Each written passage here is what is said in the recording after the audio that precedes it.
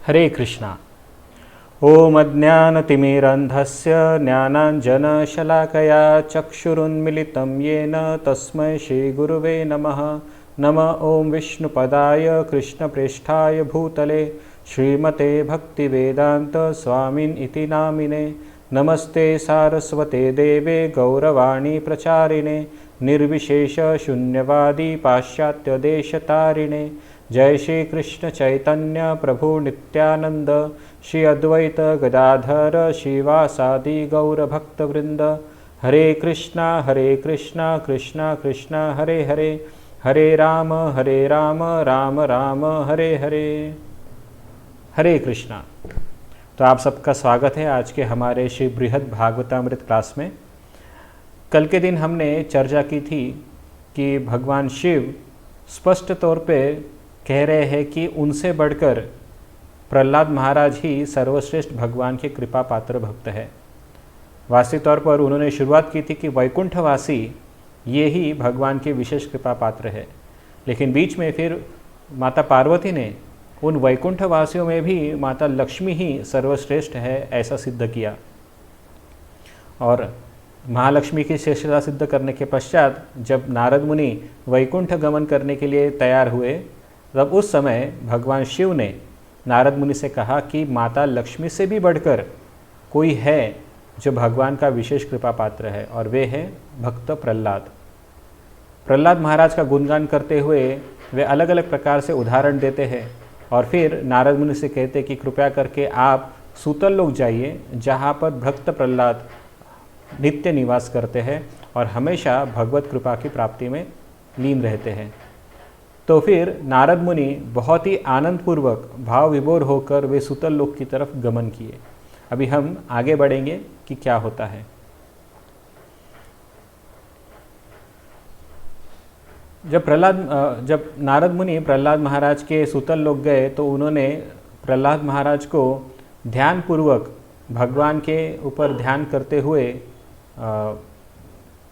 उपस्थित पाया। श्री प्रहलाद महाराज ने आदरपूर्वक मुनिवर को आसन पर बैठाया तथा विविध प्रकार के उपचारों के द्वारा उनकी पूजा की, किंतु मुनिवर श्री नारद ने उसे अस्वीकार कर अत्यंत संभ्रांत चित्त से केवल श्री प्रहलाद का आलिंगन किया और प्रेमाशु वर्षण करते हुए कहने लगे, हे पुत्र, केवल तुम ही श्री कृष्ण की कृपा के पात्र हो। मैंने बहुत समय के बाद तुम्हारा दर्शन किया है, आज मेरा परिश्रम सफल हुआ। तो सबसे पहले हम एक चीज़ समझना चाहेंगे यहाँ पर कि प्रहलाद तथा नारद मुनि का क्या संबंध है। इसके लिए हमें इसके इतिहास पे जाना होगा। श्रीमद् भागवत में वर्णन आया है कि जब प्रहलाद महाराज अपनी माता के गर्भ में थे, तब देवतागण माता कयाधु को, प्रहलाद महाराज की माता को अपहरण करके बंदिस्त बनाने जा रहे थे। और जैसे ही प्रहलाद का जन्म होने वाला था, देवतागण उनकी हत्या करने के लिए तैयार थे।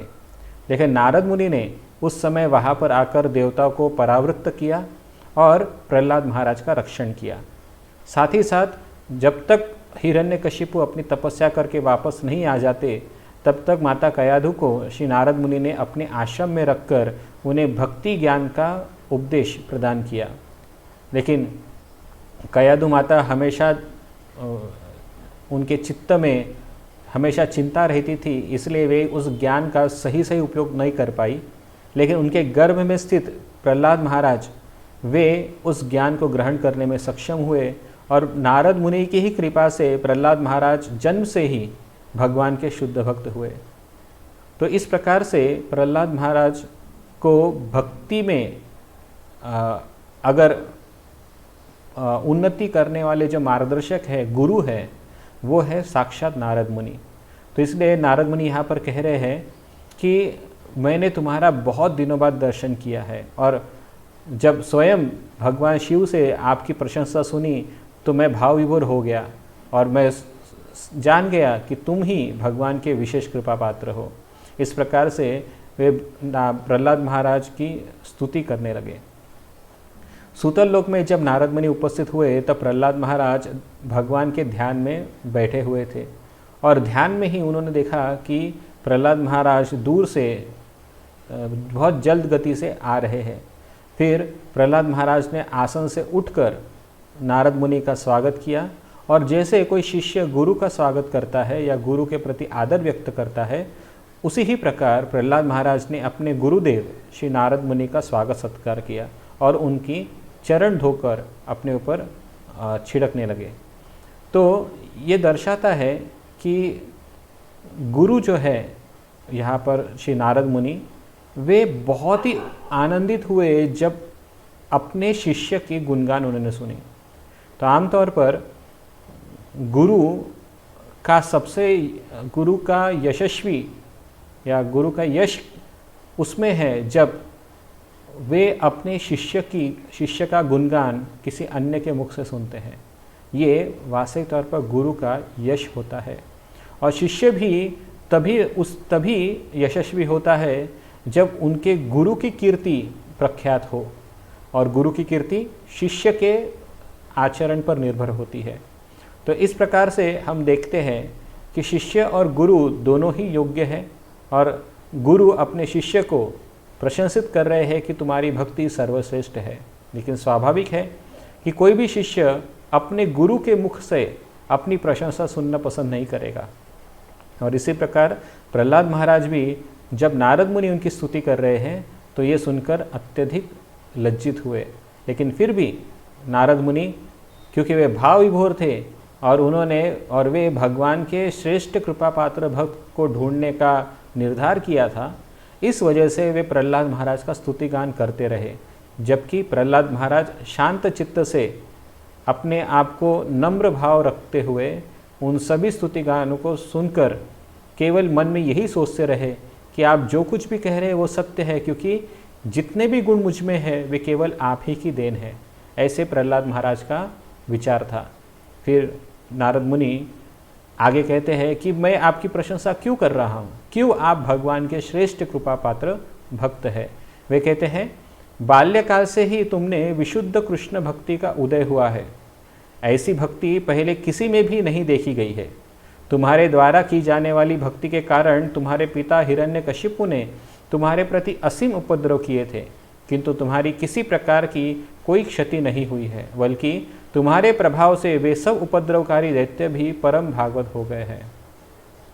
तो यहाँ पर नारद मुनि बहुत सुंदर प्रशंसा कर रहे हैं। वे कह रहे हैं कि तुम बचपन से ही भगवान के महान भक्त हो, और इस प्रकार का योग्यता, इस प्रकार की भक्ति की पराकाष्ठा इतने छोटे से बाल्यकाल में उत्पन्न होना, ये कोई साधारण बात नहीं है। ये दर्शाता है कि भगवान के आपके ऊपर विशेष कृपा थी, जिस कारण आप इस प्रकार के महान भक्त अपने बचपन से ही तैयार हुए। क्योंकि बचपन में आमतौर पर जो छोटे बच्चे होते हैं वे खेल कूद में तथा स्वयं के आनंद कानन में लगे रहते हैं, लेकिन प्रहलाद महाराज बचपन से ऐसे नहीं थे। बचपन से ही वे भगवान की भक्ति में दृढ़ता से संलग्न थे, और इस वजह से वे प्रहलाद महाराज की प्रशंसा कर रहे हैं। और इतना ही नहीं, बाल्यकाल से ही जब वो भक्ति कर रहे थे तो उनके पिता हिरण्यकशिपु, जो बहुत ही क्रूर असुर थे, राक्षस थे, वे अपने पुत्र को प्रताड़ित करते थे क्योंकि वे भगवान की भक्ति करते हैं। क्योंकि हिरण्यकशिपु नहीं चाहता था कि प्रहलाद विष्णु की आराधना करे, जो उनके लिए शत्रु के रूप में थे। तो हिरण्यकशिपु हमेशा अपने पुत्र को प्रताड़ित किया करते थे, वो भक्ति रोक दे, इसलिए वे अलग अलग प्रकार से उन्हें तकलीफ दिया करते थे। इतना ही नहीं, उन्हें मारने का भी प्रयत्न किया गया, लेकिन भगवान की कृपा से, भगवान के रक्षण से प्रहलाद महाराज हर समस्या से उबर आए। लेकिन इतना भी नहीं, इससे भी बढ़कर ये बातें हुई कि प्रहलाद महाराज की कृपा से उन सब सारे असुरों ने भगवान की कृपा प्राप्त कर कर वे भी भागवत स्तर को प्राप्त किए। तो ये प्रहलाद महाराज का विशेष योगदान है या विशेष महात्म्य है, और इसलिए नारद मुनि उनकी प्रशंसा कर रहे हैं। वे कहते हैं, तुमने श्री कृष्ण में अब आविष्ट होकर उन्मत्त की भांति कभी नृत्य, कभी गान, कभी क्रंदन और कभी कंपायमान होकर संसार दुख से सभी का उद्धार किया है तथा सर्वत्र विष्णु भक्ति का प्रचार प्रसार कर सभी जीवों को परमानंदित किया है। तो नारद मुनि कह रहे हैं कि तुम्हारे सानिध्य में आकर जितने भी असुरगण थे वे भी तुम्हारी तरह ही भगवान के नाम संकीर्तन में लग गए। केवल तुमने भक्ति का प्रचार ही नहीं किया बल्कि तुम स्वयं भी भगवान की भक्ति में भाव विभोर होकर उनके नाम संकीर्तन में नृत्य करते हो, और उस नृत्य करने से तुम्हारे अंदर अष्ट विकार भाव ये उत्पन्न हो जाते हैं, जो भगवान की कृपा से ही पॉसिबल है। ये कृपा जब तक भगवान की किसी पर न हो, ऐसे लक्षण उस भक्त में दिखाई नहीं देते, और इस वजह से हे प्रहलाद, आप भगवान के विशेष कृपा पात्र भक्त हो। फिर वे आगे कहते हैं, जब तुम्हारे पिता ने तुम्हें समुद्र में फेंका था तब श्री कृष्ण ने स्वयं महासागर के तट पर आविर्भूत होकर तुम्हें अपनी गोद में बैठाकर माता के समान तुम्हारा लालन पालन किया था। तो हम सब जानते हैं कि जब हिरण्यकशिपु अपने पुत्र प्रहलाद को मारने का अलग अलग प्रकार से प्रयत्न कर रहे थे, तो एक प्रसंग में वे प्रहलाद महाराज को बहुत ही ऊंची चट्टान से समुद्र में फेंक देते हैं, ये सोचे कि समुद्र में गिरने से उसकी मृत्यु हो जाएंगी। लेकिन जब इतनी ऊंची चट्टान से जब उन्होंने समुद्र में फेंका तो प्रहलाद महाराज केवल भगवान श्री कृष्ण का ही स्मरण चिंतन कर रहे थे। उन्होंने अपनी जान बचाने का बिल्कुल भी प्रयास नहीं किया, क्योंकि वे जानते थे यदि भगवान की इच्छा है तो मैं जीवित रहूँगा, अगर भगवान की इच्छा हुई तो मैं भगवत धाम चला जाऊँगा। इसलिए उन्हें मृत्यु का डर कभी भी नहीं था। और फिर हम सुनते हैं कि किस प्रकार भगवान श्री कृष्ण स्वयं वहाँ पर प्रकट हुए और प्रहलाद महाराज को अपने गोद में झेल लिया। और इतना ही नहीं, प्रहलाद महाराज का बहुत सुंदर तरीके से लालन पालन किया। जिस प्रकार माता अपने छोटे बच्चे का लालन पालन करती है, उसी प्रकार से भगवान श्री कृष्ण ने प्रहलाद महाराज को भी अपने गोद में बिठाकर उसकी सहानुभूति की। तो ये दर्शाता है कि ये सारा कार्य, ये जो सारा चीज़ें हैं, ये भगवान की विशेष कृपा ही दर्शाती है, क्योंकि भगवान की ऐसी कृपा अन्य किसी भक्त पर दिखाई नहीं दी। जबकि ध्रुव महाराज भी छोटे बालक थे, लेकिन भगवान ने ध्रुव महाराज के साथ इस प्रकार आदान प्रदान नहीं किया, लेकिन प्रहलाद महाराज के साथ एक तरह से वात्सल्य स्तर पर भगवान ने एक पुत्र की भांति प्रहलाद महाराज के साथ आदान प्रदान किया था। तो ये दर्शाता है कि प्रहलाद महाराज कितने भाग्यशाली या कृपा पात्र भक्त हैं। फिर आगे बताते हैं, श्री ब्रह्मा और श्री महेश जैसे देवता द्वारा की गई स्तव स्तुति आदि का अनादर करके श्री कृष्ण ने स्पर्श आदि द्वारा तुम्हें ही सम्मानित किया था। अत्यधिक भयभीत श्री ब्रह्मा द्वारा प्रार्थना किए जाने पर तुम अपने प्रभु के श्री चरण कमलों में पतित हुए। तब श्री नरसिंह देव ने स्वयं तुम्हें उठाकर तुम्हारे मस्तक पर अपने कर कमल रख दिए और तुम्हारे सभी अंगों को चाटने लगे। तो ये उस वक्त की बात है जब भगवान नरसिंह देव का प्राकट्य हुआ और उन्होंने हिरण्यकशिपु का वध कर दिया। लेकिन भगवान नरसिंह देव अपने अवतार में इतने क्रोधित लग रहे थे कि बड़े बड़े देवतागण जैसे ब्रह्मा, शिव, माता लक्ष्मी, इंद्र आदि देवतागण इतने भयभीत हो गए थे भगवान के उस विकराल रूप को देखकर कि कोई भी उनके सामने जाने की हिम्मत नहीं कर पा रहा था। ब्रह्मा और श्री महेश ने भी अलग अलग प्रकार से स्तुति करके भगवान को शांत करने का प्रयत्न किया, लेकिन कोई भी भगवान को शांत करने में सक्षम नहीं था। फिर ब्रह्मा जी के कहने पर, ब्रह्मा जी के अनुरोध पर स्वयं प्रहलाद महाराज ने जब भगवान नरसिंह देव की स्तुति आरंभ की, तब भगवान नरसिंह देव बहुत प्रसन्न हुए। भगवान नरसिंह देव के चरणों में गिरकर प्रहलाद महाराज ने उनका स्तवन किया और प्रहलाद महाराज को भगवान नरसिंह देव ने पुत्र की भांति अपने गोद में बिठाकर उन्हें चाटने लगे। जिस प्रकार से कोई शेरनी अपने बच्चे को चाटती है, अपने शावक को चाटती है और उसको उससे प्यार करती है, उसी प्रकार से प्रहलाद महाराज को भी भगवान नरसिंह देव ने इसी प्रकार से वर्तन किया, जो दर्शाता है कि भगवान नरसिंह देव कितने अपने भक्त प्रहलाद के ऊपर कृपालु थे। यही देखकर नारद मुनि प्रहलाद महाराज का गुणगान कर रहे हैं। वे आगे कहते हैं, तुमने नरसिंह देव द्वारा दिए गए परम पद को भी अस्वीकार किया है तथा जन्म जन्मांतर में केवल श्री हरि के प्रति भक्ति रूप वर की ही प्रार्थना की है, अर्थात तुमने अनेक जन्मों को स्वीकार करके भी मुक्ति की तुलना में भक्ति को ही स्वीकार किया है। तुमने मुक्ति का त्याग किया है किंतु राज्य को स्वीकार किया है, वह भी केवल अपने प्रभु की प्रसन्नता के लिए। तो यहाँ पर सुंदर तौर से नारद मुनि कह रहे हैं कि जब भगवान नरसिंहदेव ने तुमसे कहा कि मैं तुमसे बहुत प्रसन्न हूँ, जो वर चाहिए मांग लो, तब प्रहलाद महाराज ने कहा था कि हे भगवान, मैंने केवल आपकी भक्ति के लिए ही आपकी आराधना की थी, कोई भौतिक वर मांगने के लिए आपकी आराधना नहीं की थी। यदि आपके भक्ति के बदले में मैं कुछ अन्य चीज़ मांग लूँ तो वो व्यापार हो जाएगा, और मैं आपसे व्यापार के स्तर पर आदान प्रदान नहीं करना चाहता। मैं आपकी शुद्ध भक्ति में ही अपने आप को धन्य समझता हूँ। इसलिए प्रहलाद महाराज ने कोई भी वर नरसिंह भगवान से नहीं मांगा। लेकिन भगवान नरसिंह प्रहलाद महाराज से इतने प्रसन्न थे कि बार बार भगवान नरसिंहदेव अनुरोध कर रहे थे प्रहलाद से कि कुछ तो मांगो, मेरी प्रसन्नता के लिए कुछ भी मांगो।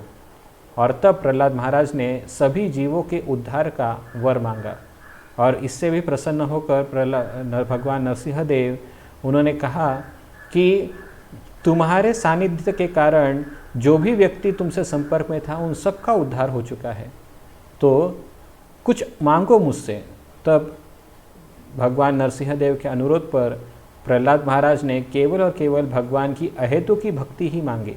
उन्होंने मुक्ति की भी कामना नहीं की, वे उन्होंने केवल भगवान की भक्ति की ही कामना की। ये दर्शाता है कि मुक्ति के तुलना में प्रहलाद महाराज ने भक्ति को ही सर्वश्रेष्ठ स्वीकार करके उसकी याचना की थी, और इससे भगवान नरसिंहदेव और भी अधिक प्रसन्न हुए। लेकिन कोई कह सकता है कि देखो, मैंने मुक्ति की कामना नहीं की, भक्ति की कामना की, लेकिन उसके बाद राज्य को भी स्वीकार कर लिया। तो नारद मुनि कहते हैं, तुमने राज्य का केवल इसलिए स्वीकार किया क्योंकि वो भगवान की इच्छा थी। भगवान को प्रसन्न करने के लिए ही तुमने अपने पिता के राज्य को स्वीकार किया। तो इसके प्रसंग में वर्णन आता है कि प्रहलाद महाराज ने क्यों राज्य का स्वीकार किया। सनातन गोस्वामी अपनी दिग्दर्शिनी टीका में स्पष्ट तौर पे बताते हैं कि प्रहलाद महाराज का इस प्रकार से राज्य स्वीकार करना ये केवल और केवल उन जीवों के प्रति कृपा का ही लक्षण है जो भगवान के भक्ति से दूर है। क्योंकि जब किसी व्यक्ति के पास सत्ता होती है, राज्य होता है, अनुशासन करने की शक्ति होती है, ऐसा व्यक्ति जब उस राज्य में शासन करता है तब उस राज्य की प्रजा भी राज्य के ही पद चिन्हों पर चलती है, राजा के ही पद चिन्हों पर चलती है।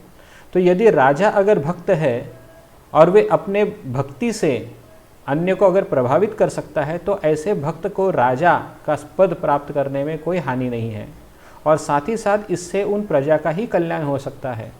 इसलिए भक्त को चाहिए कि यदि किसी पद या सत्ता के द्वारा यदि उनके अनुचरों में भगवत भक्ति का विकास होता है तो ऐसे पद को स्वीकार करने में कोई आपत्ति नहीं।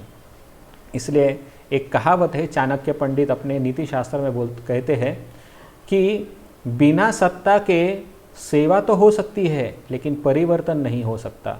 ये चाणक्य पंडित के शब्द है।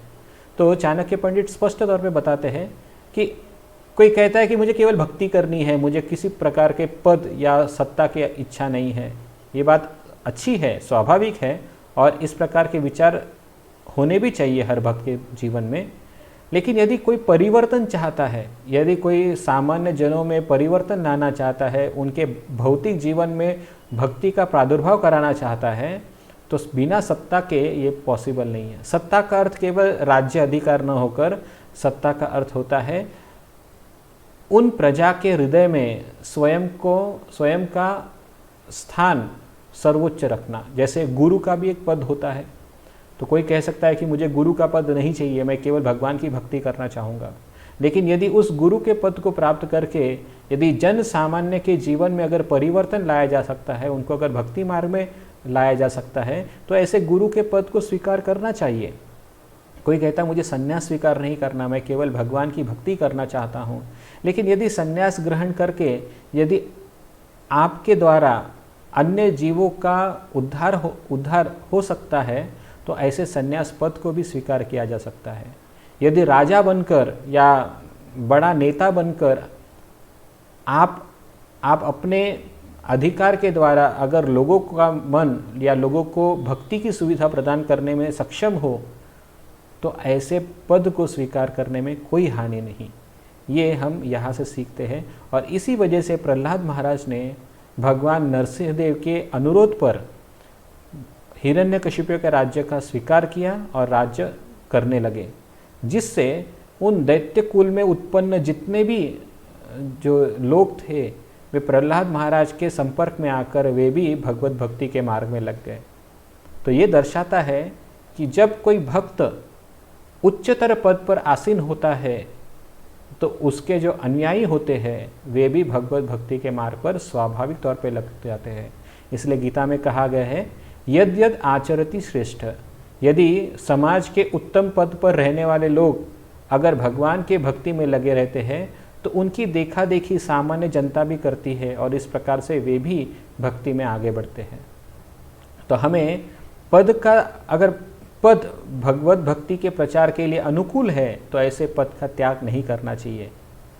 हाँ, लेकिन वो अगर पद हमारे भक्ति के लिए हानिकारक है, यदि उस पद से हमारे अंदर गर्व, ईर्ष्या तथा अहंकार निर्माण होता है, तो ऐसा पद स्वाभाविक है कि वो उसका त्याग कर देना चाहिए।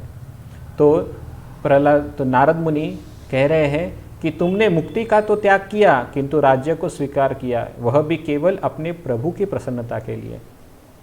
तो भगवान की प्रसन्नता के लिए प्रहलाद महाराज ने ऐसा कार्य किया था। फिर वे आगे एक सुंदर प्रसंग का वर्णन करते हैं।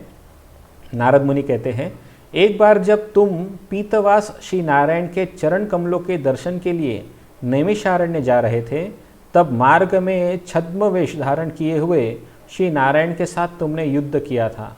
उस युद्ध से प्रसन्न होकर उन्होंने तुमको कहा था, मैं तुमसे सदैव पराजित रहूँगा। तो इसका वर्णन दिग्दर्शनी टीका में सनातन गोस्वामी बताते हैं कि वामन पुराण में इस प्रसंग का उल्लेख आता है, जहाँ पर वर्णन आया है कि एक बार प्रहलाद महाराज भगवान का दर्शन करने हेतु नैमिषारण्य में जा रहे थे और नैमिषारण्य में जाते समय उनकी भेंट एक सन्यासी से होती है जिसने धनुष बाण धारण किया होता है। तो जब इस प्रकार का रूप उन्होंने धारण किया था या उस रूप में थे, तो प्रहलाद महाराज को लगा कि ये विपरीत रूप है।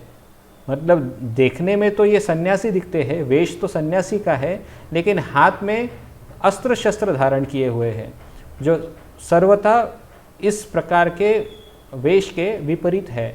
इससे लोगों में संभ्रम हो सकता है। तो इसलिए प्रहलाद महाराज ने फिर उस सन्यासी को, जो उस सन्यासी के वेश में भगवान स्वयं नारायण ही थे, उनको प्रतिकार किया। प्रति उत्तर में उस सन्यासी ने भी प्रहलाद महाराज को कहा कि युद्ध करो। तो दोनों में युद्ध हो रहा था। युद्ध में प्रहलाद महाराज ने प्रतिज्ञा की कि मैं जब तक मैं बिना तुम्हें हराए, मैं बिना तुम्हें परास्त किए मैं यहाँ से नहीं जाऊँगा। ऐसा प्रतिज्ञा प्रहलाद महाराज ने की थी। लेकिन कई दिन होने के पश्चात भी जब प्रहलाद महाराज के द्वारा वो सन्यासी हार नहीं रहे थे, तो उस रात प्रहलाद महाराज ने भगवान नरसिंह देव की आराधना की, भगवान से प्रार्थना की कि कृपया करके मुझे इस युद्ध में विजय कीजिए, क्योंकि मैं धर्म के साथ हूँ और आप भी धर्म के रक्षक हैं, कृपया करके मुझे मदद कीजिए। तो उस समय अगले दिन जब प्रहलाद महाराज युद्ध करने के लिए जाते हैं तो वो देखते हैं कि उस सन्यासी के गले में एक माला होती है, और वो माला वही माला होती है जो सुबह सुबह प्रहलाद महाराज ने अपने भगवान श्री नरसिंह देव के गले में पहनाई थी। तब प्रहलाद महाराज को यकीन हो जाता है कि ये सन्यासी और कोई न होकर मेरे आराध्य भगवान विष्णु ही है।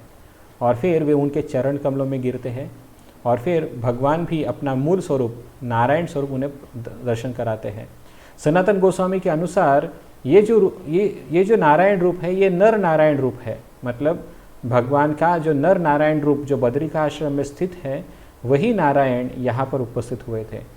तो प्रहलाद महाराज ने भी उस नारायण की स्तुति की और फिर अंत में कहा कि मेरी प्रतिज्ञा क्या क्या होगा। अभी मैंने प्रतिज्ञा की थी कि आपको हराऊंगा, लेकिन अभी मुझे पता चले कि आप मेरे आराध्य भगवान हैं, तो मैं आपको कैसे हरा सकता हूँ। तब भगवान नारायण उनको हंस के कहते हैं कि मैं हमेशा तुम्हारे द्वारा पराजित होता हूँ, तो तुम हमेशा मुझसे विजयी हो, तो इसलिए तुम्हारी प्रतिज्ञा तो अपने आप पूरी हो गई। तो ये जो भगवान तथा प्रहलाद महाराज के बीच जो प्रेम का आदान प्रदान है, ये दर्शाता है कि भगवान प्रहलाद महाराज से कितना प्रेम करते हैं, और यही उनके कृपा का लक्षण भी है। फिर वे आगे कहते हैं, हे वैष्णव श्रेष्ठ, आपने भगवान श्री मुकुंद को जीत लिया है, इस विषय में और अधिक क्या कहूँ। दैत्यों के अधीश्वर तुम्हारे पौत्र बलि ने भी तुम्हारी कृपा से भगवान को वशीभूत करके उनको अपने द्वारपाल के रूप में रख लिया है। तो यहाँ पर एक सुंदर वर्णन आता है दिग्दर्शिनी टीका में, लेकिन उसके पूर्व मैं बताना चाहूँगा कि नारद मुनि कहते हैं कि तुमने अपने भक्ति से भगवान को जीत लिया है। भगवान का एक नाम अजीत है जिसे कोई जीत नहीं सकता, लेकिन तुमने अपने भक्ति के द्वारा भगवान को भी जीत लिया। ये तुम्हारी महाभक्ति की महानता प्रकट करता है और इससे दर्शन पता चलता है कि भगवान की तुम पर कितनी कृपा है। इतना ही नहीं, तुम्हारे सानिध्य के कारण या तुम्हारे प्रभाव से तुम्हारा पौत्र मतलब तुम्हारा ग्रैंडसन मतलब तुम्हारे पुत्र का पुत्र विरोचन का बेटा बलि, उसने भी अपने भक्ति से भगवान को जीत लिया है। और इतना ही नहीं, अपने भक्ति के प्रभाव से तथा तुम्हारी कृपा से भगवान ने बलि महाराज के घर द्वारपाल के रूप में हमेशा उपस्थित रहते हैं। तो ये दर्शाता है कि तुम पर भगवान की कितनी कृपा है। दिग्दर्शिनी टीका में लिखा है, सनातन गोस्वामी लिखते हैं, प्रहलाद संहिता के द्वारका महात्म्य में दुर्वासा को भगवान ने कहा था, विप्रवर मैं पराधीन हूँ, भक्ति द्वारा खरीदा जा चुका हूँ, मैं बलि महाराज की आज्ञा के बिना स्वतंत्र कुछ भी नहीं कर सकता हूँ। आप दैत्यराज बलि को प्रार्थना कीजिए, मैं उनका आज्ञा पालक हूँ, उनका आदेश प्राप्त होने पर ही आपके अभिष्ट को पूर्ण कर सकता हूँ। तो यहाँ पर उस प्रसंग में वर्णन आया है कि कुश नामक दैत्य था जिसने ऋषि मुनियों को बहुत ही प्रताड़ित कर रखा था। तो ऐसे दैत्य से अपनी स्वयं की रक्षा करने के लिए, साधु गणों की रक्षा करने के लिए महर्षि दुर्वासा भगवान को लेने आए थे या भगवान के पास याचना करने आए थे। तो दुर्वासा ऋषि को पता था कि भगवान साक्षात सूतल लोक में निवास करते हैं और वे हमेशा वहाँ पर उपस्थित रहते हैं। तो दुर्वासा ऋषि सूतल लोक में भगवान विष्णु के पास आते हैं जो बलि महाराज के द्वारपाल थे, और आकर उनसे याचना करती है कि कृपया करके हमें इस कुश दैत्य से बचाइए। लेकिन भगवान विष्णु कहते हैं कि हे दुर्वासा महर्षि, मैं कुछ भी करने में स्वतंत्र नहीं हूँ, क्योंकि मैं मेरे स्वामी बलि महाराज का आज्ञाधारक सेवक हूँ। सोचिए, साक्षात भगवान इस प्रकार से वर्तन कर रहे हैं। ये कब पॉसिबल है? जब कोई व्यक्ति, जब कोई भक्त भगवान से अनन्य भक्ति में से जुड़ा होता है, और भगवान भी अपने ऐसे अनन्य भक्त के सेवक हो जाते हैं, दास हो जाते हैं। ये केवल और केवल भगवान की विशेष कृपा ही उस भक्त के ऊपर दर्शाता है। तो बलि महाराज के पास ऐसी योग्यता होना, इसका भी श्रेय प्रहलाद महाराज को जाता है, क्योंकि प्रहलाद महाराज ये भगवान के निस्सीम भक्त थे और उन्हीं की कृपा से बलि महाराज को भी भगवत भक्ति का ज्ञान प्राप्त हुआ था।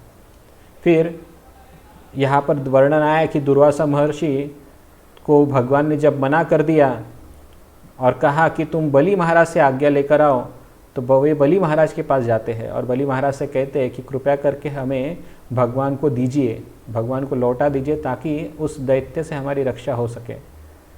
तब बलि महाराज कहते हैं मैं नहीं दूंगा, और वे दुर्वासा ऋषि की जो विनती है उसको अस्वीकार करते हैं। वो कहते हैं कि मैं अगर भगवान को आपको दे दूं तो मैं तो वंचित हो जाऊंगा भगवान के सानिध्य से, और कुछ भी हो जाए मैं भगवान के चरण कमलों का एक क्षण भी विस्मरण सहन नहीं कर सकता।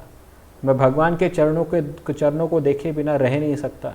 कृपया करके आप कहीं और जाइए, लेकिन भगवान विष्णु को यहीं पे रहने दीजिए। और इस प्रसंग में दुर्वासा महर्षि फिर अनशन के लिए बैठ गए, उपवास करने के लिए बैठ गए, लेकिन तब भी दैत्यराज बलि अपनी इच्छा को, मतलब अपने भाव को त्याग नहीं रहे थे। लेकिन अंत में एक ब्राह्मण की इच्छा को पूरा करना एक वैष्णव का कर्तव्य होता है। इसलिए बहुत ही दुखी मन से उन्होंने वामन देव को या भगवान विष्णु को दुर्वासा के साथ जाने के लिए कह दिया। लेकिन यहाँ पे इस लीला से एक चीज़ हमें पता चलती है कि बलि महाराज कितना भगवान विष्णु से प्रेम करते थे, और विष्णु भगवान भी बलि महाराज से कितना प्रेम करते थे। बलि महाराज भगवान को छोड़ना नहीं चाहते थे, और वैसे ही भगवान विष्णु भी बलि महाराज की इच्छा के बिना कुछ नहीं करना चाहते थे। उन्होंने स्वयं को बलि महाराज का दास बना लिया था। तो ये भगवान की बलि महाराज या फिर प्रहलाद के वंशजों के ऊपर विशेष कृपा का ही लक्षण दिखाई देता है। एक और कारण नारद मुनि बताते हैं कि क्यों प्रहलाद महाराज महान हैं। तो सॉरी, ये गलती से हो गया। तो यहाँ पर अभी प्रहलाद महाराज अपनी प्रशंसा का खंडन करते हैं। तो खंडन करते हुए कारण बताते हैं कि क्यों मेरी प्रशंसा गलत है। वे कहते हैं नारद मुनि से, हे भगवान श्री गुरु, आप स्वयं ही विचार करके देखिए।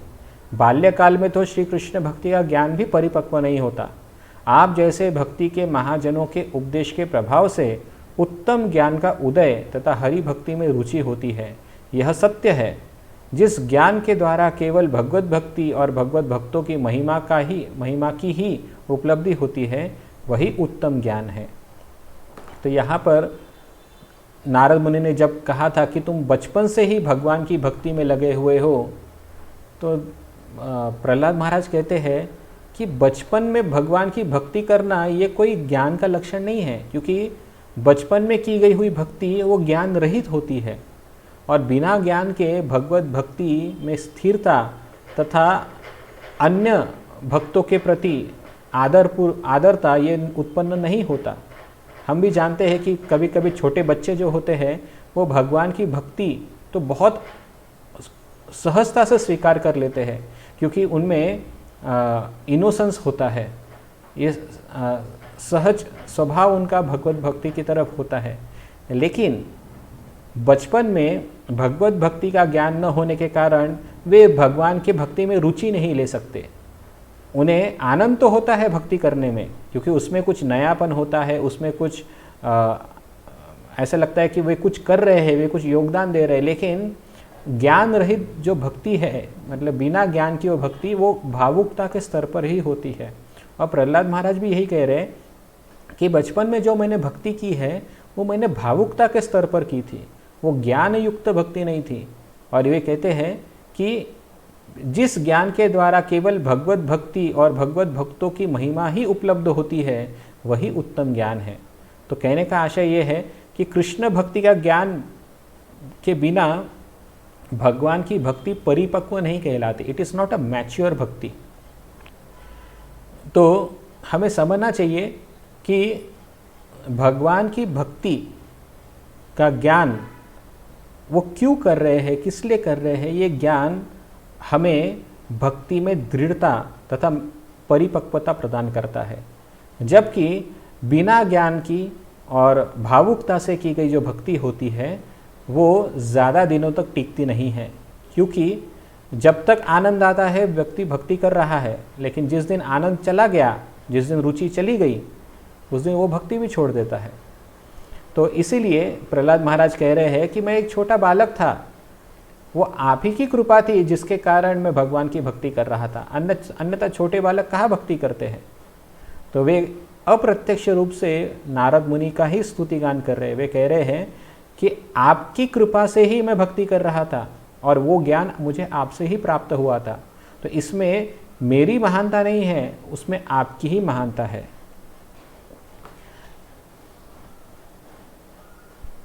फिर वे आगे कहते हैं कि विघ्न द्वारा अभिभूत न होना, दैत्य बालकों के प्रति उपदेश दान करना, साधुओं की भांति नृत्य कीर्तन आदि सदाचार पालन करना, दीन दुखियों के प्रति दया तथा मोक्ष को अस्वीकार करना भी उक्त ज्ञान के लक्षण है। तो जो कुछ भी रीजंस नारद मुनि ने दिए थे कि जैसे विघ्नों द्वारा अभिभूत न होना, मतलब you are not disturb by so many troubles given by Hiranyakashipu. Hiranyakashipu में जितने भी तकलीफें तुमको दी, लेकिन उस सब सारी तकलीफों में तुम निश्चल भाव से अपनी भक्ति में स्थित रहे। ये क्यों हुआ? प्रहलाद महाराज कहते हैं ये केवल और केवल उस भक्ति रूपी ज्ञान के द्वारा ही पॉसिबल हो सका है। वे कहते हैं कि तुमने दैत्य बालकों को उपदेश दान किया। तो नारद मुनि का ऐसा जो गुणगान किया था नारद मुनि ने, प्रहलाद महाराज कह रहे हैं कि ये जो दान करना है, ये जो दैत्य के बालकों को इस प्रकार का ज्ञान प्रदान करना है, ये भी आप ही के दिए हुए ज्ञान का परिणाम है, उसमें मेरी कहाँ से महानता हुई। फिर वे आगे कहते हैं, नारद मुनि कहते हैं कि आप साधुओं के भांति नृत्य कीर्तन में रत रहते हो। तो प्रहलाद महाराज कहते हैं कि ये तो स्वाभाविक है, जो व्यक्ति भगवान की भक्ति में लगता है, छोटा बालक हो या बड़ा व्यक्ति हो, भगवान के कृत्य में, भगवान के नाम गुण कीर्तन में हमेशा नृत्य करता है, तो इसमें कौन सी बड़ी बात है। फिर वे आगे कहते हैं, दीन दुखियों के प्रति आपने दया की, मतलब भगवत भक्ति का प्रचार किया आपने। तो नारद मुनि कहते हैं कि बात सही है कि मैंने भगवत भक्ति का प्रचार किया, लेकिन ये तो मेरा कर्तव्य है, क्योंकि जो व्यक्ति के पास ज्ञान होता है और अगर खासकर वो भक्ति का ज्ञान है, ये उसका कर्तव्य है कि भगवत भक्ति का प्रचार करे, और वो भगवान की विशेष कृपा न होकर भगवान की कृपा प्राप्त करने के लिए सब मैंने किया था। तो एक प्रकार से देखा जाए तो ये हर भक्त करता है, तो उसमें मैंने किया उसमें कौन सी बड़ी बात है। फिर आगे कहते हैं, मोक्ष को अस्वीकार करना भी उक्त ज्ञान का लक्षण है। तो नारद मुनि ने जब कहा कि मोक्ष को मैंने अस्वीकार किया, तो जिसके पास भक्ति का ज्ञान है और ये ज्ञान जो आपने मुझे प्रदान किया है, इस ज्ञान का ही परिणाम है कि मैंने मोक्ष को अस्वीकार किया। तो आपने दिया हुआ ज्ञान, आपकी ही कृपा से जो कुछ भी मैंने किया है वो आपकी ही कृपा से किया है, तो उसमें मेरी महानता कहाँ पर है, उसमें तो आपकी महानता होनी चाहिए। वे कह रहे हैं, भगवान श्री गुरु आप स्वयं ही विचार करके देखिए कि इसमें मेरी क्या महानता सिद्ध होती है, बल्कि यथार्थ में महत् पुरुषों की कृपा का महात्म्य ही सिद्ध होता है। तो अप्रत्यक्ष रूप से प्रहलाद महाराज कह रहे हैं कि आप जैसे महान पुरुषों के कृपा से, आप जैसे महाभागवतों की कृपा से ही ये सब सिद्ध हो रहा है, अन्यथा मेरा स्वयं का कोई गुण नहीं है। कितना सुंदर यहाँ पर प्रहलाद महाराज अपनी स्वयं की स्तुति न स्वीकार कर अपनी प्रशंसा का खंडन एक प्रकार से कर तो रहे हैं, लेकिन केवल खंडन नहीं कर रहे हैं, वे सारा ग्लोरिफिकेशन नारद मुनि की तरफ ढकेल रहे हैं। वे कह रहे हैं कि जो भी मेरे में गुण हैं, जो भी मेरे में अच्छे गुण क्वालिटी आपको दिख रही है, वो आप ही की देन है मेरे गुरु महाराज। तो अभी तक हमने जितना भी वर्णन सुना, उसमें जब भी कभी भक्त अपनी प्रशंसा का खंडन करता है तो केवल खंडन कर रहा है, लेकिन यहाँ पर हम देखते हैं कि यहाँ पर प्रहलाद महाराज केवल खंडन ही नहीं कर रहे, बल्कि ये जो प्रशंसा हुई है वो किसकी देन है, वो आप गुरु जी की देन है। तो हमें भी इसमें से एक चीज़ सीखनी है कि जब भी कोई हमारी प्रशंसा करता है तो आमतौर पर एक भक्त होने के नाते हम लोग क्या करते हैं कि नहीं मुझ में ऐसा गुण नहीं है, कृपया करके मेरा इस प्रकार से स्तुति मत कीजिए। इस प्रकार से हम हमारी स्तुति का खंडन करते हैं, और वो स्वाभाविक भी है, ऐसा करना भी चाहिए। लेकिन सर्वोत्तम लक्षण क्या है? सर्वोत्तम चीज़, यदि कोई व्यक्ति हमारी प्रशंसा करता है तो उस प्रशंसा को स्वीकार करके ये सोचना चाहिए कि इस व्यक्ति ने मुझ में जो भी अच्छे गुण देखे उसका वास्तविक कारण कौन है? उसका वास्तविक कारण मेरे गुरु महाराज है। तो यहाँ पर यदि कोई व्यक्ति अपने ऊपर की गई प्रशंसा को अपने गुरु के पास ढकेल देता है, तो ये परंपरा की पद्धति कहलाती है। मतलब जब कोई व्यक्ति हमारा सम्मान करता है तो उस सम्मान को स्वयं के पास न रखते हुए अपने गुरु के पास दे देना, ये वास्तविक सम्मान का उचित उपयोग है। इससे गर्व नहीं होता, इससे प्रशंसा करने से व्यक्ति में गर्व नहीं होता। केवल खंडन करने मात्र से ऐसा हो सकता है कि कोई व्यक्ति गर्वित होकर या कोई व्यक्ति ये सोचे कि मुझ में कोई गुण नहीं है। लेकिन अगर कोई व्यक्ति गुणों को स्वीकार करता है, प्रशंसा को स्वीकार करता है, लेकिन साथ ही साथ ये भी जानता है कि ये मेरे गुरु तथा मेरे परंपरा आचार्यों का ही कृपा है, तो इससे आप उस प्रशंसा के द्वारा प्रभावित नहीं होते। उल्टा उस प्रशंसा का सम्मान करते हुए वो प्रशंसा के असली हकदार हमारे जो गुरुजन हैं उसके प्रति हमें समर्पित कर देना चाहिए। इसे कहते हैं transferring the results of our activities और the fruits of our activities. इसी को कहते हैं कर्मफल अर्पण करना एक प्रकार से। और दूसरी बात, एक और चीज़ मुझे याद आ रही है, एक बार परम पूज्य राधानाथ महाराज बता रहे थे कि जब कभी कोई व्यक्ति इस प्रकार की स्तुति करता है हमारी, तो हमें चाहिए कि ये जो स्तुति है, ये स्तुति हम हमारे गुरु के प्रति प्रदान करें, ये सोच के कि अगर मेरे गुरु ने अगर मुझ पर ऐसी कृपा नहीं की होती तो शायद मेरे अंदर ये सारे गुण उपस्थित नहीं होते। तो जो व्यक्ति मेरी प्रशंसा कर रहा है वो वास्तविक मेरी प्रशंसा है ही नहीं, वो वास्तविक प्रशंसा है मेरे आराध्य गुरु की। तो वास्तविक वो मेरे गुरु की आराधना प्रशंसा कर रहा है। तो आप और आनंदित होने चाहिए, क्योंकि आपने वास्तविक अपने गुरु के यथार्थ उपदेशों का पालन करने के कारण आपने अपने गुरु की महिमा को ही वृद्धिंगत किया है। इससे आपको भी बधाई देनी चाहिए कि आप इस प्रकार से आचरण कर रहे हैं कि लोग आपके अंदर अच्छे गुण देख रहे हैं और इसकी वजह से आपके गुरु का गुणगान हो रहा है। तो इस वजह से आपको भी बधाई मिलनी अपेक्षित है। तो ये ज्ञान हमें होना चाहिए। और प्रहलाद महाराज भी इसी प्रकार से अपने गुरु नारद मुनि की भी प्रशंसा कर रहे हैं। आगे बढ़ते हैं। लेकिन प्रहलाद महाराज कह रहे हैं कि वास्तविक कृपा क्या है, वास्तविक कृपा किसे कहते हैं। वे कह रहे हैं, परंतु उत्तम पुरुष जिसको श्री कृष्ण की कृपा कहते हैं, उस कृपा का अनुमान ऐसी विघ्न बाधाओं के निराकरण आदि के द्वारा नहीं लगाया जा सकता। श्री कृष्ण की कृपा तो केवल उनके सेवकों के प्रति ही प्रकाशित होती है। तो यहाँ पर प्रहलाद महाराज कह रहे हैं कि भगवान ने मेरे जीवन से जो भी विघ्न आदि आते थे उससे मेरी रक्षा की। इसका मतलब ये नहीं कि वो मेरी ऊपर कृपा थी, या उसका अर्थ ये नहीं कि भगवान की मुझ पर विशेष कृपा है। वास्तविक कृपा जो होती है वो है भगवान की सेवा करने के लिए योग्यता मिलना। मतलब भगवान ने अपना सेवक समझकर मुझे सेवा प्रदान करना, ये वास्तविक तौर पर भगवान की विशेष कृपा है। ऐसे प्रहलाद महाराज कह रहे हैं। वे कह रहे कि केवल अपने आप को विपत्तियों से रक्षा करना ये भगवान की कृपा नहीं है। आमतौर पर लोग हम देखते हैं कि इस जगत में भी जब भी कोई व्यक्ति भगवान की उपासना करता है, आराधना करता है, कई बार ये सोचता है कि अगर भगवान ने मेरी रक्षा की मतलब भगवान की मुझ पर कृपा है। अगर भगवान ने विपत्तियों से मेरी रक्षा नहीं की, इसका मतलब ये हुआ कि भगवान मुझ पर कृपा नहीं करते। लेकिन भगवान की विशेष कृपा का लक्षण इस प्रकार की विघ्न तथा आपत्तियों से रक्षण करना नहीं है। ये तो भगवान ऐसे भी करते हैं, अपने भक्तों की रक्षा भगवान हमेशा करते हैं, लेकिन ये कृपा का लक्षण नहीं होता है। कृपा का वास्तविक लक्षण तब होता है जब भगवान हमें अपने सेवा का अवसर प्रदान करें। और प्रहलाद महाराज भी यही कह रहे हैं कि अगर भगवत की कृपा होती मुझ पर तो भगवान मुझे कोई सेवा का अवसर प्रदान करते, लेकिन भगवान ने आज तक मुझे किसी भी सेवा का अवसर प्रदान नहीं किया। और फिर वे हनुमान की स्तुति करते, वे कहते हैं, श्री हनुमान इत्यादि ने जिस प्रकार भगवान की सेवा की है, मैंने वैसी किसी भी प्रकार की सेवा नहीं की है। केवल विघ्नों से व्याकुल चित्त द्वारा प्रभु का स्मरण मात्र ही करता हूँ।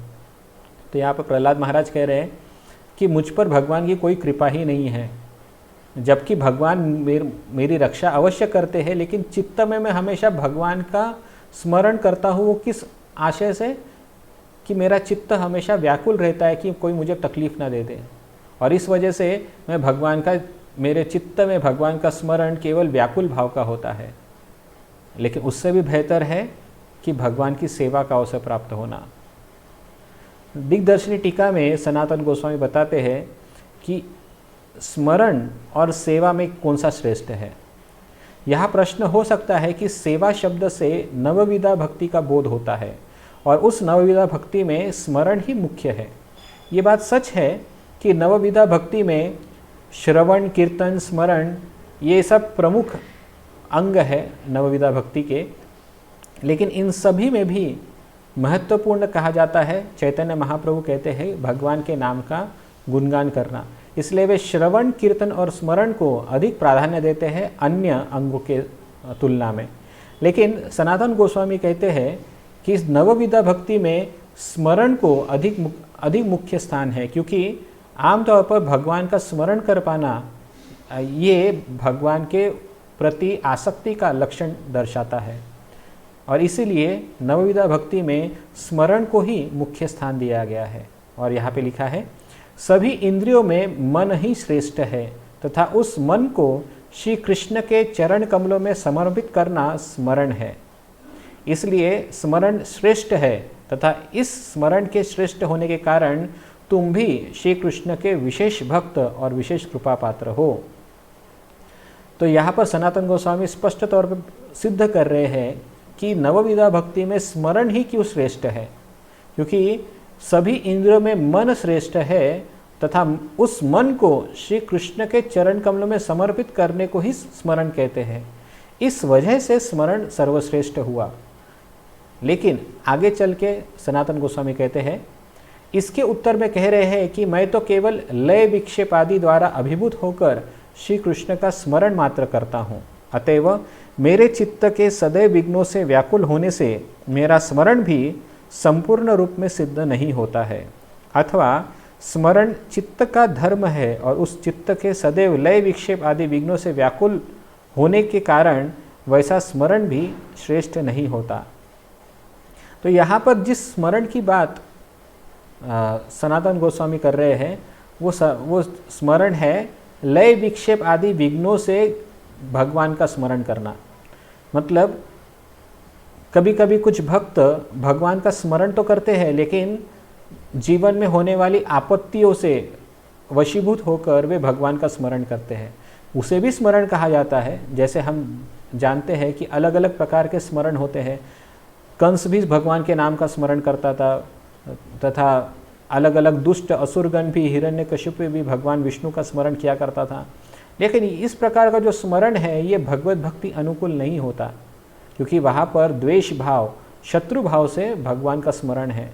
इससे भी बेहतर स्मरण वो है कि जब कोई भक्त अपने आप को अपने मन में भगवान का स्मरण कर रहा है, लेकिन उस स्मरण में व्याकुलता तथा विघ्नों का प्रादुर्भाव ज़्यादा हो। तब कभी कभी ऐसा होता है कि हमारे जीवन में कुछ कठिनाई आती है, तो कभी कभी हम भगवान का स्मरण करके भगवान से याचना करते हैं कि भगवान इन कठिनाइयों को हमसे, हमारे जीवन से दूर करो। तो इसे भी स्मरण ही कहते हैं, लेकिन ये स्मरण श्रेष्ठ नहीं है, क्योंकि इस स्मरण में हम भगवान से अपनी रक्षा की याचना कर रहे हैं। तो जो ये इस प्रकार का स्मरण जो है ये श्रेष्ठ नहीं कहा गया। लेकिन इस प्रकार के स्मरण से श्रेष्ठ क्या है? भगवान की सेवा। तो भगवत सेवा जो है ये ऐसे स्मरण से कई अधिक श्रेष्ठ स्तर पर है, और इसी श्रेष्ठता का या इसी सेवा श्रेष्ठता का वर्णन प्रहलाद महाराज यहाँ पर कर रहे हैं। वे कह रहे हैं कि स्मरण से बेहतर भगवान की सेवा है। वे आगे कहते हैं, आपने मेरे विषय में श्री कृष्ण द्वारा किए गए लालन आदि की जो प्रशंसा की है, उसको कोई कोई भगवान की लीला का स्वभाव समझते हैं। अर्थात भगवान अपने लीलायुक्त स्वभाव द्वारा भक्तों के साथ इस प्रकार की विभिन्न अद्भुत लीलाएं करते हैं, तथापि ऐसी लालन आदि क्रियाओं को भगवत कृपा का लक्षण नहीं कहा जा सकता। प्रहलाद महाराज कितने नम्रता से यहाँ पे स्पष्ट कह रहे हैं कि भगवान ने स्वयं आकर वात्सल्य भाव में प्रहलाद महाराज के साथ आदान प्रदान किया, लेकिन प्रहलाद महाराज कह रहे हैं ये तो भगवान का स्वभाव है, ये तो भगवान की लीला का स्वभाव है। कभी कभी भगवान अपनी लीला में कुछ विशिष्ट स्वभाव का वर्णन करते हैं, लेकिन इसका मतलब ये नहीं कि उससे उस व्यक्ति के प्रति विशेष कृपा का ही लक्षण स्थित होता है। जैसे उदाहरण के लिए दुर्योधन के प्रति भगवान श्री कृष्ण का या फिर कर्ण के प्रति भगवान श्री कृष्ण का विशेष अनुग्रह करना। जैसे कर्ण को बचाने के लिए या कर्ण को युद्ध से परावृत्त करने के लिए भगवान श्री कृष्ण कर्ण के पास जाकर उसे समझाने का प्रयत्न करते हैं। तो ये जो समझाने का प्रयत्न करते हैं, कोई कहेगा ये तो श्री कृष्ण की विशेष कृपा है कर्ण के ऊपर, लेकिन ऐसा नहीं है, इसे कृपा नहीं कहा जा सकता। क्यों कृपा नहीं कहा जा सकता? क्योंकि कृपा ये वास्तविक तौर पर भक्त के समर्पण पर निर्भर होती है। जहाँ पर भक्त का समर्पण न हो वहाँ पर कृपा का कोई स्थान नहीं होता। इसीलिए भगवान श्री कृष्ण यहाँ पर प्रहलाद महाराज यहाँ पर कह रहे हैं कि जब भगवान ने मेरे साथ इस प्रकार का वात्सल्य भाव आदि प्रेम प्रकट किया तो ये भगवान की लीला ही थी, इसमें कोई कृपा सिद्ध नहीं होती। और उन्होंने ये सब एक ही बार किया।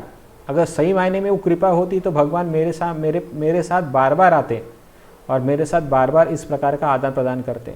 लेकिन ये क्योंकि लीला विशेष कार्य था, लीला कार्य होने के नाते, लीला स्वभाव होने के नाते भगवान ने मेरे साथ केवल एक ही बार इस प्रकार का आदान प्रदान किया, जो दर्शाता है कि भगवान की मुझ पर कृपा नहीं है। तो देखिए यहाँ पर भी प्रहलाद महाराज कितने नम्रता से अपने ऊपर हुए कृपा का भी खंडन करते हैं, लेकिन वास्तविक तौर पर ये गलत नहीं है। भगवान की विशेष कृपा है प्रहलाद महाराज के ऊपर, लेकिन भक्त स्वभाव के कारण वे अपनी स्तुति का खंडन कर रहे हैं। वे आगे बताते हैं, भक्ति परायण साधुगण सदैव कहते हैं कि श्री हनुमान जैसे भक्तों को जिस प्रकार की विचित्र सेवाएं प्राप्त है, वैसी सेवाओं की प्राप्ति ही यथार्थ में भगवान की कृपा है, लालन आदि नहीं। तो यहाँ पर प्रहलाद महाराज कह रहे हैं बहुत सुंदर ढंग से कि सभी भक्ति परायण साधुगण कहते हैं कि भगवान की सेवा ही सर्वोच्च है। यदि वास्तविक भगवान की कृपा अगर प्राप्त है, अगर समझना है, तो इसका अर्थ ये होता है कि आपको भगवान ने विशिष्ट सेवा प्रदान की होनी चाहिए। भगवान की सेवा करने का अवसर प्राप्त करना ही भगवान की विशिष्ट कृपा का ही लक्षण है। और ये मैं नहीं कह रहा हूँ, सभी भक्ति परायण जो साधुगण हैं वो ये सब कहते हैं। और हनुमान जैसे भक्तों ने अलग अलग प्रकार से जो सेवा की है भगवान की, ये दर्शाता है कि वे कितने महान भक्त होने चाहिए, उनके ऊपर कितनी महान कृपा होनी चाहिए। तो यहाँ पर हनुमान जैसे का अर्थ है केवल हनुमान ही नहीं, सुग्रीव हो सकते हैं, अंगद हो सकते हैं, फिर बाद में फिर भगवान श्री कृष्ण की लीला में अनेक पांडवगण जैसे भक्त हैं, द्रौपदी का भी उदाहरण दिया जा सकता है। भगवान ने इन सभी को अपने लीला कार्य में सेवा प्रदान की थी, और यही प्रहलाद महाराज के अनुसार सर्वोच्च कृपा का लक्षण है।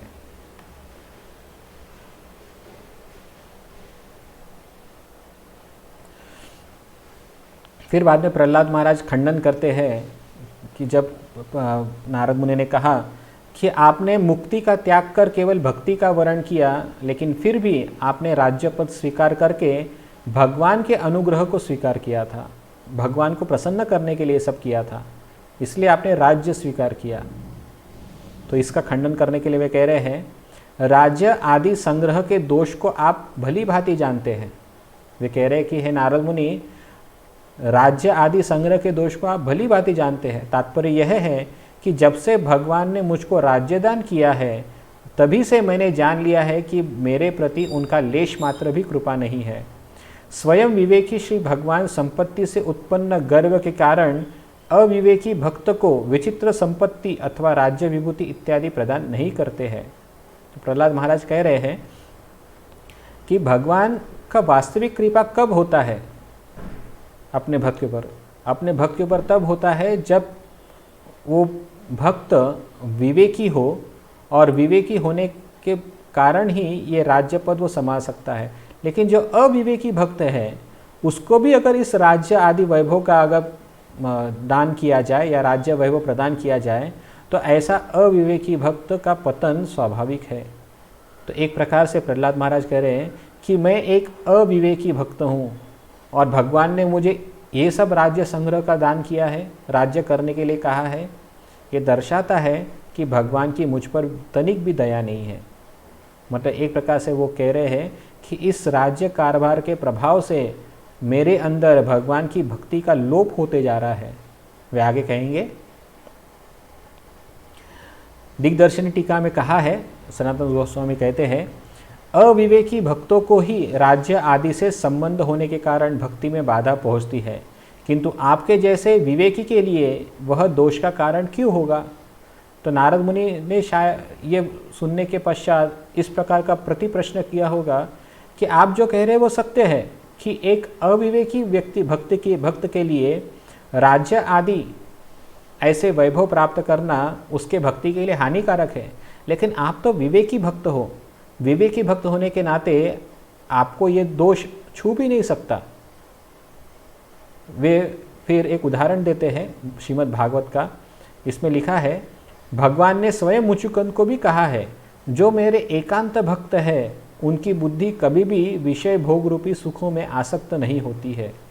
मतलब जो भक्त भगवान की पूरे एकांती की भक्ति करते हैं, मतलब पूरी तरह से भगवान को समर्पित है, ऐसे भक्त यदि भोग विलास में दिखाई भी देते हैं, भोग विलास से आवृत्त भी अगर दिखाई देते हैं, तो भी उनका चित्त विषय भोग रूपी सुखों में आसक्त नहीं होता।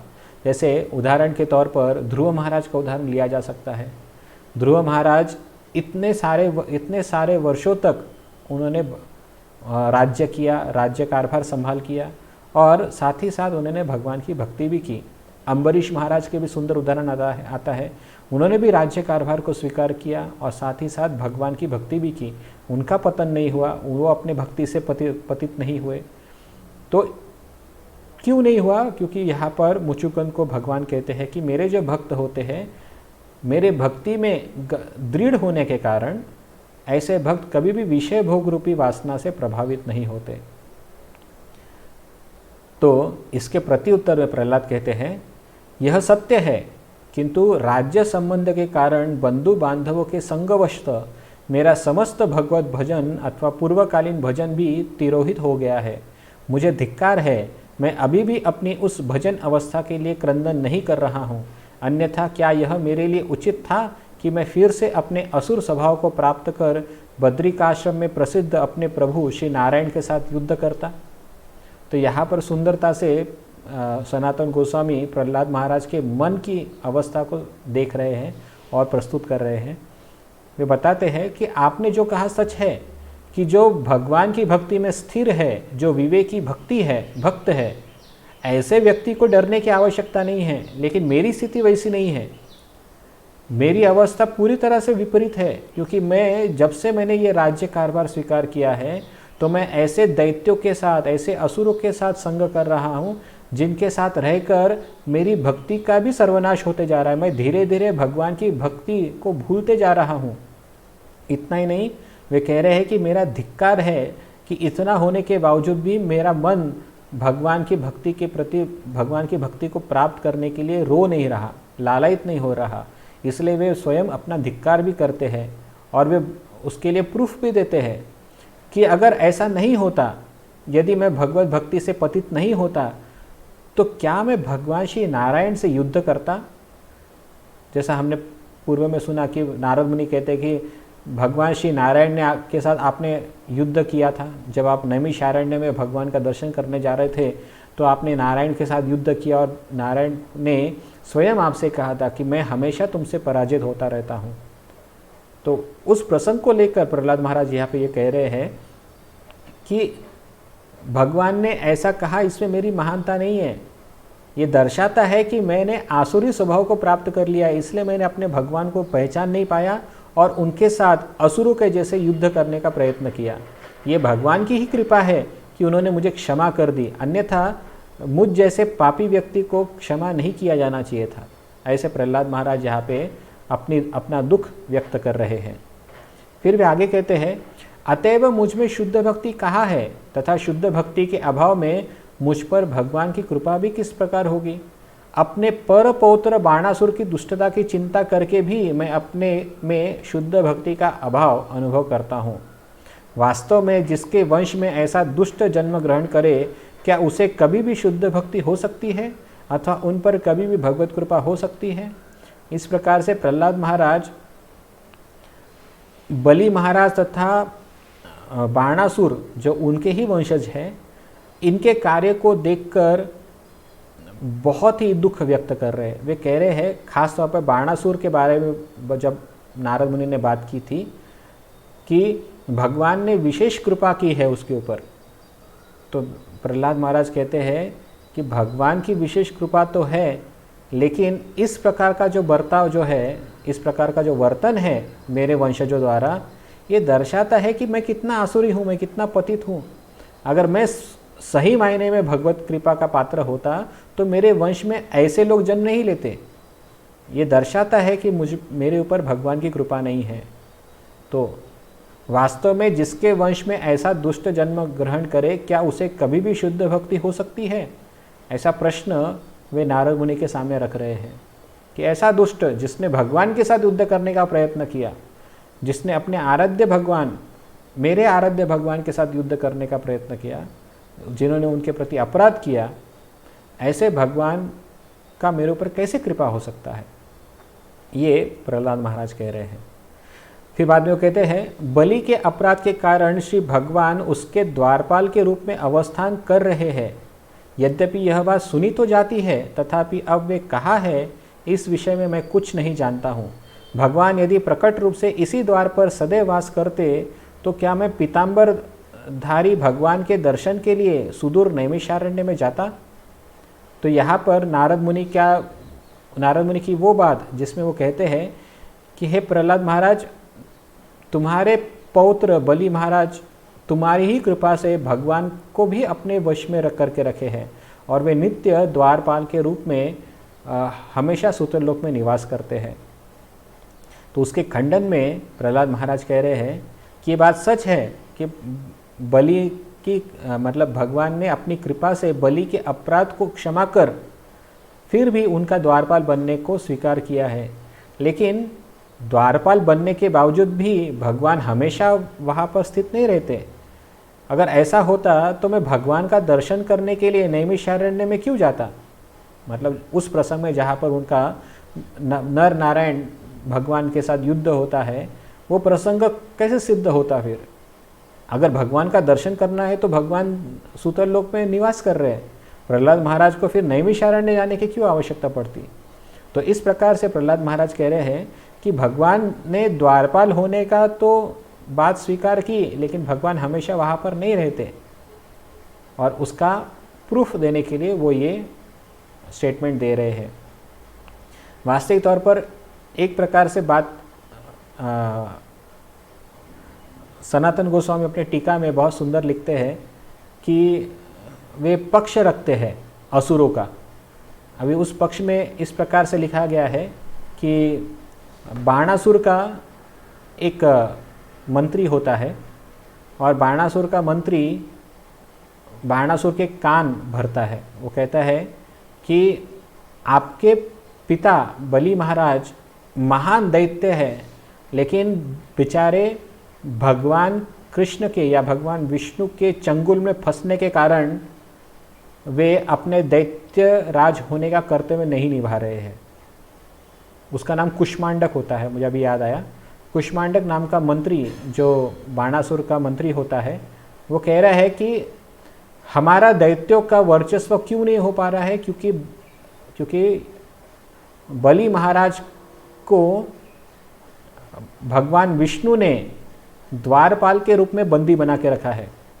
मतलब इन वन सेंस कि बलि महाराज कुछ गलत काम न करे, इसलिए वे अपने आप को द्वारपाल तो कहते हैं, लेकिन एक प्रकार से उन्होंने बलि महाराज को अपना बंदिस्त बना के रखा है, ताकि कुछ भी काम करना हो तो बलि महाराज बिना विष्णु के आज्ञा से वो बाहर कदम भी नहीं रह सकते। मतलब एक प्रकार से भगवान विष्णु ने बलि महाराज को सूतल लोक में बंदिस्त बनाकर रखा है और लोगों को लगता है कि ये भगवान विष्णु की विशेष कृपा है बलि महाराज के ऊपर। तो ऐसा कुष्मांडक बाणासुर से कह रहा है। उसी प्रकार से रावण भी जब बलि महाराज के सूतल लोक विश्व विजय के लिए निकला था और सूतल लोक गया था, तो वहाँ पर भी वे बलि महाराज से कहते हैं कि इस विष्णु ने तुम्हें बंदिस्त बनाकर रखा है, तुम अपने दैत्य कर्तव्य को भूलते जा रहे हो, हमें देवता पर विजय प्राप्त करनी है। और उस समय भगवान विष्णु ने अपने पैर के अंगूठे से बस एक छोटा सा स्पर्श किया और रावण कई दूर जाकर, कई योजन जाकर गिर पड़ा और तब से रावण फिर सूतल लोक में नहीं आया। तो एक प्रकार से जो असुरगण होते हैं वो देखो किस प्रकार से विचार करते हैं। भक्तगण जो है वो सोचते हैं कि ये भगवान की कृपा है, ये भगवान की विशेष दया का लक्षण है, लेकिन इसके विपरीत असुरगण सोचते हैं कि ये दया नहीं है, ये बल्कि बलि को अपना प्रभाव दिखाने के लिए या एक प्रकार से नज़र कैद करके रखा है या हाउस अरेस्ट करके रखा है भगवान ने। तो ये असुरों का तथा भक्तों का देखने का नज़रिया होता है।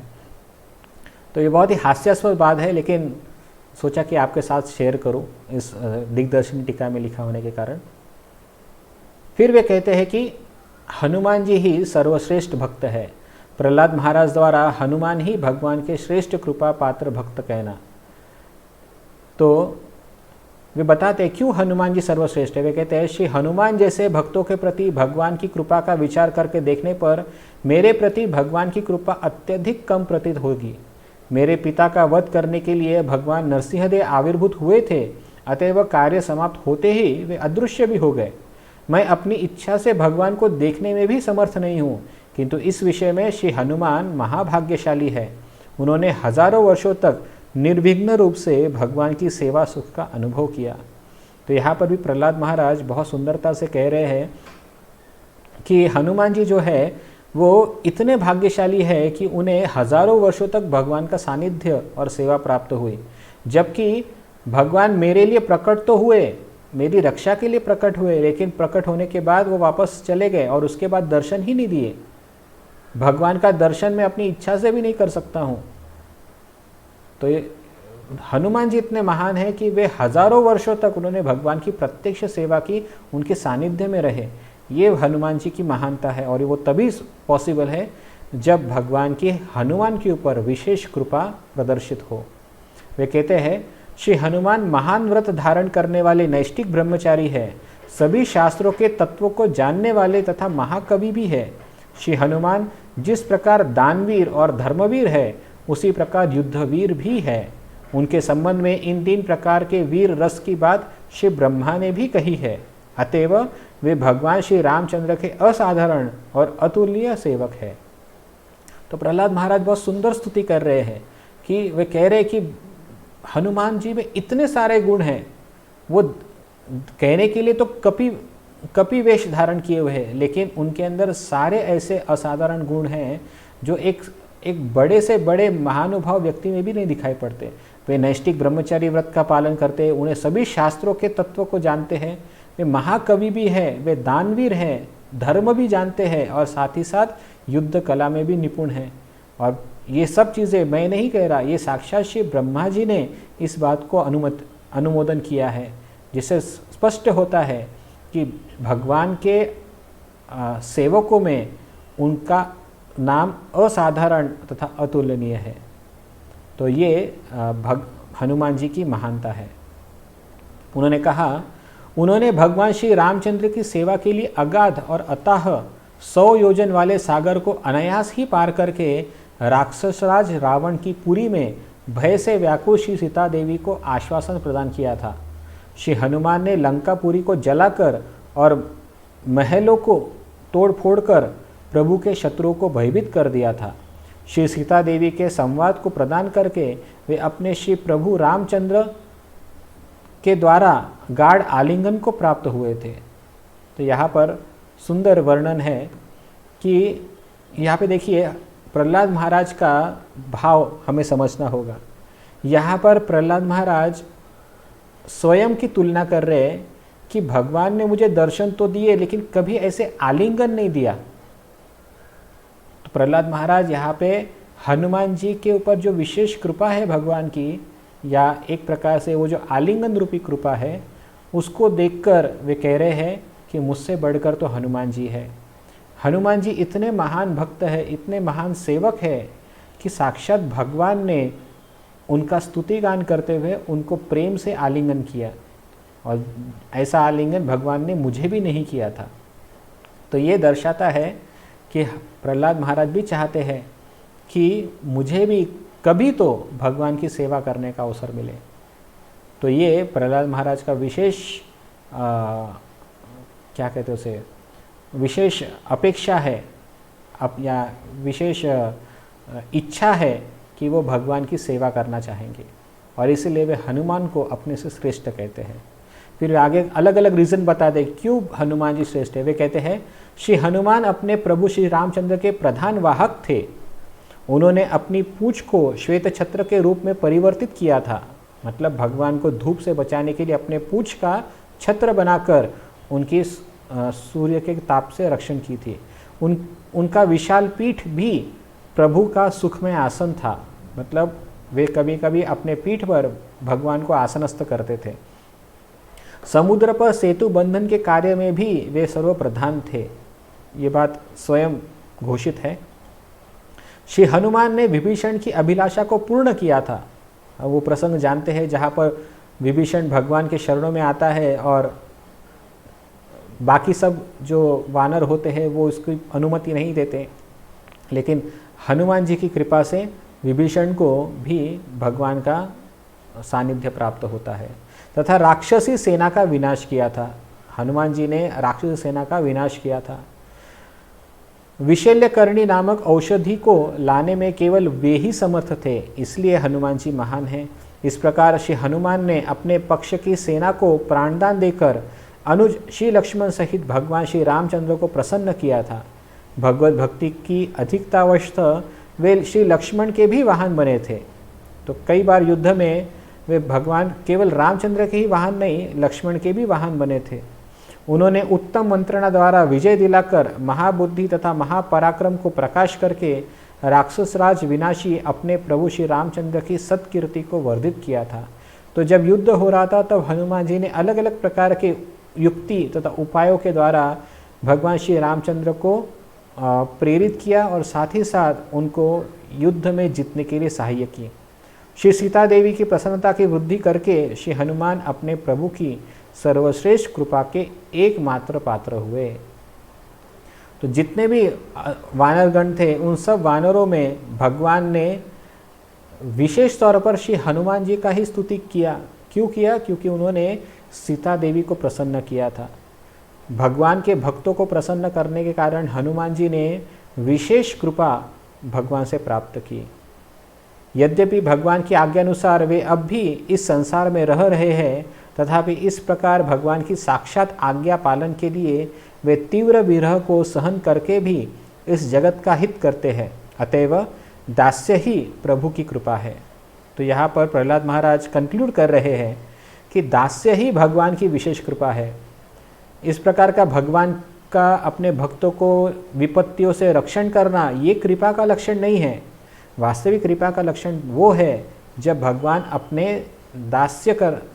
अपना दास्य करके हमें स्वीकार करते हैं। जिन श्री हनुमान ने श्री राम से अनायास ही प्राप्त होने वाले दास्य रहित मोक्ष की कामना नहीं की थी, मैं उन्हीं श्री हनुमान को बारंबार नमस्कार करता हूँ। तो अभी प्रहलाद महाराज हनुमान जी के दास्य युक्त भक्ति का वे गुणगान करते हैं। वे कहते हैं कि हनुमान जी महान है। दिग्दर्शनी टीका में सनातन गोस्वामी कहते हैं यहाँ पर जो वर्णन दास्य का वर्णन आया है उसके भी अलग अलग प्रकार है। एक है कर्म रूपी दास्य और दूसरी होती है परिचर्या रूपी दास्य। कर्म रूपी दास्य का अर्थ होता है कि मैं भगवान का सेवक हूँ और जो भी मुझे मेरे कर्म से उत्पन्न होता है वो सब मेरे स्वामी के लिए है। मतलब अपने कर्म के फल को स्वामी को प्रदान करना, ये हो गया कर्म रूपी दास्य। लेकिन उससे भी बढ़कर है परिचर्या रूपी दास्य, मतलब भगवान की प्रत्यक्ष सेवा करने का सुअवसर। यहाँ पर दास्य कहने से परिचर्या प्रधान दास्य अभिप्रेत है। श्रीधर स्वामी के व्याख्यानुसार कर्म अर्पण रूप दास्य नहीं। जिस प्रकार स्नान आदि द्वारा देह शुद्धि होने पर सारी इंद्रियां अपने आप शुद्ध हो जाती है, उसी प्रकार देह द्वारा परिचर्या रूप दास्य से मन के स्मरण आदि भक्ति अंग भी साधित हो जाते हैं। अतएव स्मरण की तुलना में दास्य श्रेष्ठ है। श्रीधर गोस्वामी भी यहाँ पर कह रहे हैं, यहाँ पर सनातन गोस्वामी श्रीधर स्वामी का उदाहरण देकर कह रहे हैं कि वे भी मानते हैं कि स्मरण से श्रेष्ठ दास्य सेवा है।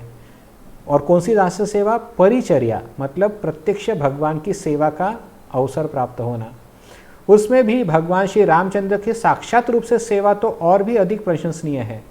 मतलब साक्षात भगवान की सेवा कर पाना, उनके सेवा कार्य में नियुक्त होना, ये और भी प्रशंसनीय है। सबसे पहले स्मरण से उन्होंने सेवा को श्रेष्ठ बताया है, और उस सेवा में भी परिचर्या सेवा जो है श्रेष्ठ कही है। और ऐसे परिचर्या सेवा में भी भगवान के प्रत्यक्ष सानिध्य की सेवा ये और भी अधिक श्रेष्ठ बताई गई है।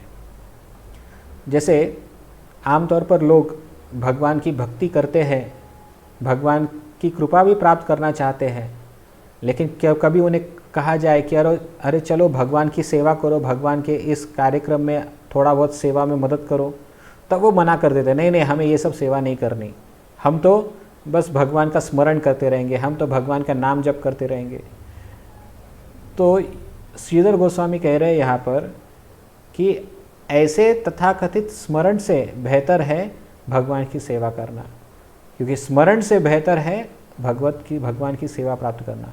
कल्पना करो कि यदि हम भक्ति कर रहे हैं, सेवा भगवान के स्मरण में सिद्ध है, और स्मरण से प्रसन्न होकर भगवान का चिंतन भाव से स्मरण होकर भगवान आपके सामने प्रकट भी हो गए, तब आप क्या करेंगे?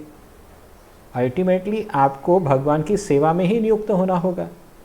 केवल स्मरण मात्र करने से स्मरण मात्र ही पर्याप्त नहीं है भक्ति के लिए। स्मरण का परिणति अगर सेवा में नहीं हो रहा है तो वो स्मरण भी किसी काम का नहीं है।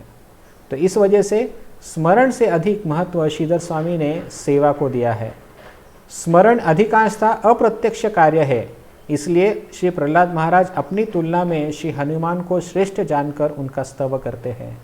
तो एक प्रकार से प्रहलाद महाराज को वे कह रहे हैं, प्रहलाद महाराज नारद मुनि से कह रहे हैं कि इसी कारण नारद मुनि हनुमान जी श्रेष्ठ है। तो कृपया करके अभी आप उस लोक जाइए जहाँ पर हनुमान जी निवास करते हैं और उनसे उनके श्रेष्ठत्व का दर्शन कीजिए। तो आज हम यहीं पर रुकते हैं, टाइम समाप्त हो रहा है। हम अगला बात कल के दिन करेंगे। तब तक के लिए धन्यवाद। हरे कृष्णा। श्रील प्रभुपाद की जय, श्री सनातन गोस्वामी पाद की जय, श्री बृहद भागवतामृत महाग्रंथ की जय।